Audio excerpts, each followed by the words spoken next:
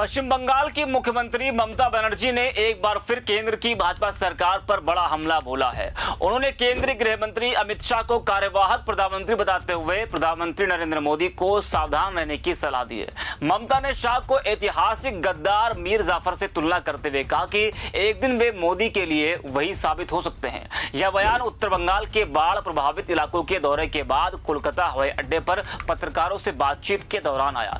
यह हमला चुनाव आयोग की ओर से वोटर लिस्ट में विशेष गहन संशोधन को लेकर केंद्र पर लगाए जा रहे आरोपों के बीच आया।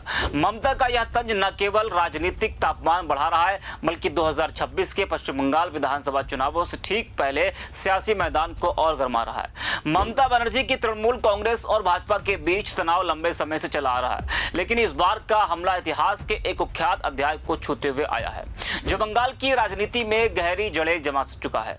8 अक्टूबर को उत्तर बंगाल के बाढ़ग्रस्त इलाकों का दौरा करने के बाद ममता बनर्जी कोलकाता लौटी। हवाई अड्डे पर पत्रकारों ने उनसे बाढ़ राहत, वोटर लिस्ट संशोधन और केंद्र सरकार के रवैये पर सवाल किया। ममता ने सीधे अमित शाह पर निशाना साधा और उन्होंने कहा कि यह सब अमित शाह का खेल है। वे देश के कार्यवाहक प्रधानमंत्री की तरह व्यवहार कर रहे हैं। प्रधानमंत्री सब कुछ जानते हैं, लेकिन मुझे कहना पड़ेगा, अमित शाह पर इतना भरोसा ना करें। एक दिन वे आपके मीर जाफर बन जाएंगे। सुबह दिन दिखाती है, इसलिए अभी समय है, सावधान रहें। ममता ने आगे जोड़ा कि चुनाव आयोग जो कुछ भी कर रहा है वह शाह के इशारे पर हो रहा है। क्या चुनाव आयोग भाजपा के इशारे पर काम करेगा या लोकतांत्रिक और नागरिक अधिकारों की रक्षा करेगा? उन्होंने एसआईआर अभियान को बंगाल सहित चुनावी राज्यों में वोटरों के नाम काटने की साजिश बताया। ममता के अनुसार यह प्रक्रिया बाढ़ और त्योहारों के बीच में चल रही है, जो असंभव है। 15 दिनों में एसआईआर कैसे होगा? बारिश हो रही है, बाढ़ आ गई है, त्योहार चल रहे हैं, या भाजपा का षड्यंत्र है? आपको बता दें कि ममता का मीर जाफर जिक्र बंगाल के इतिहास से लिया गया है। 1757 में प्लासी का युद्ध हुआ था, जो भारत में ब्रिटिश साम्राज्य की नींव रखने वाला साबित हुआ।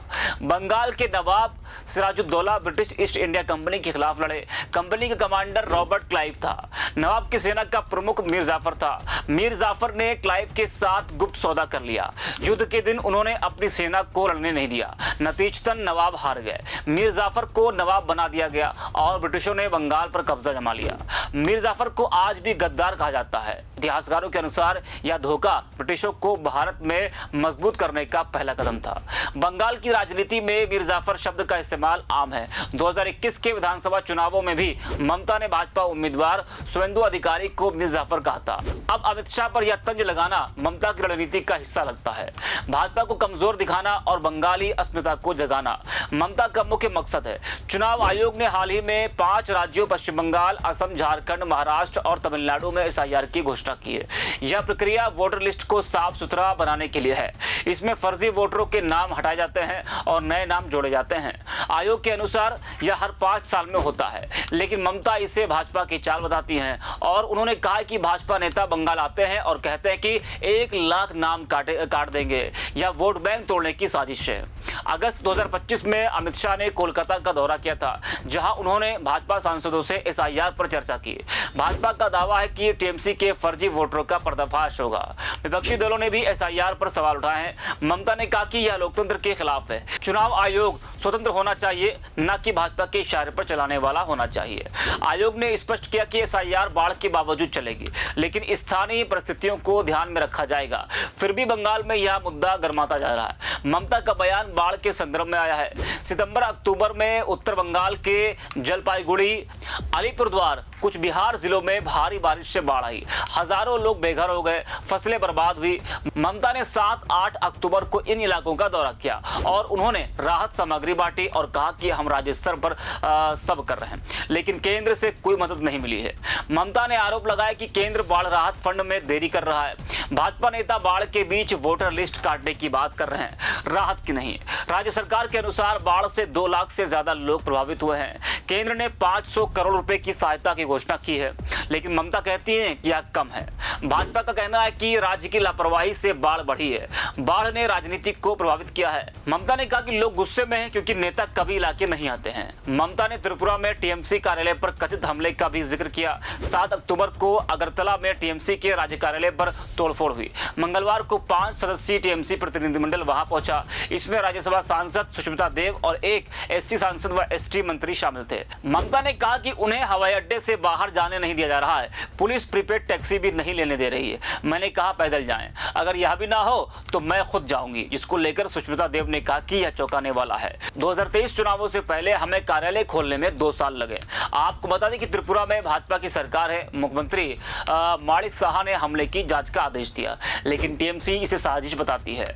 ममता ने कहा कि हमारे दल में SC/ST प्रतिनिधि है, फिर भी उन्हें रोका जा रहा है। यह लोकतंत्र का अपमान है। हाल ही में जलपाईगुड़ी के नागराकाटा में भाजपा सांसद खगेन मुर्मू और विधायक शंकर घोष पर हमला हुआ। वे बाढ़ प्रभावित इलाकों का दौरा कर रहे थे। हमलावरों ने पत्थर मारे और नारेबाजी की। भाजपा ने टीएमसी पर साजिश का आरोप लगाया, जिसको लेकर ममता ने कहा कि यह इसलिए हुआ है क्योंकि भाजपा नेता कभी अपने क्षेत्र नहीं जाते हैं। बाढ़ और दंगों के बाद लोग सब खो देते हैं, गुस्सा आता है, अब हम आक्रोश देख रहे हैं। वहीं यह बयान 2026 के पश्चिम बंगाल विधानसभा चुनावों से कुछ महीने पहले आया। 2021 में टीएमसी ने भारी जीत हासिल की, लेकिन भाजपा ने 77 सीटें जीती। अब भाजपा दावा कर रही है कि अगली बार सरकार बनेगी। SIR को भाजपा अपनी ताकत मान रही है, जबकि टीएमसी इसे हथियार बता रही है।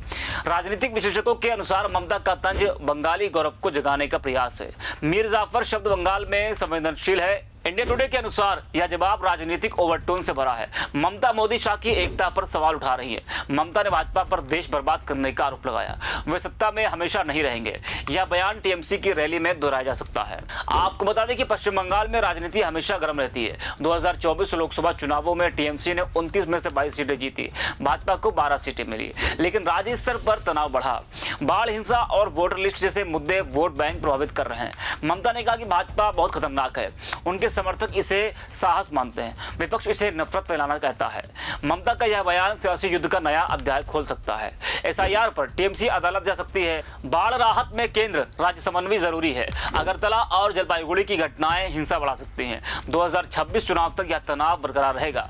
वही बंगाल की जनता देख रही है, क्या मीर जाफर का तंज इतिहास दोहराएगा या राजनीति बदलेगी? यह तो आने वाला समय बताएगा। फिलहाल के लिए इस खबर पर आपकी राय क्या है, कमेंट करके बताइए। और इस खबर में इतना ही, बाकी आप देखते रहिए 4PM गुजरात। धन्यवाद आपका।